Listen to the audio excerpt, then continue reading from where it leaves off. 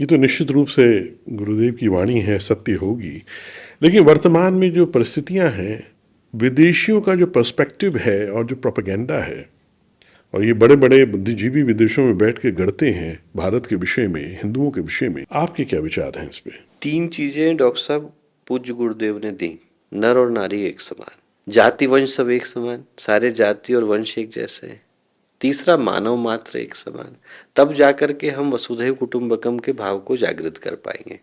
मैं 8वीं पास करके पहली बार हरिद्वार में गया बाहर पढ़ने के लिए। हमारे पास 8वीं से ऊपर का स्कूल यहाँ नहीं था उन दिनों में। तो उसमें जब लिखने का समय आया, नाम, पिता का नाम, उम्र और उसके बाद पता और फिर जाति, तो मैं बहुत देर सोचता रहा। मैंने कहा कि कौन सी जाति है हमारी, तो मैं मनुष्य लिख कर के आया। तो हमारे जो प्रिंसिपल थे उनको लगा कि इसने मजाक उड़ाने के लिए लिखा है, कि भाई कोई लिखेगा मनुष्य जाति। तो उनने जो है हमें बुलाया। हम 3 विद्यार्थी थे जो पहली बार आश्रम से निकले थे और बाहर गए थे।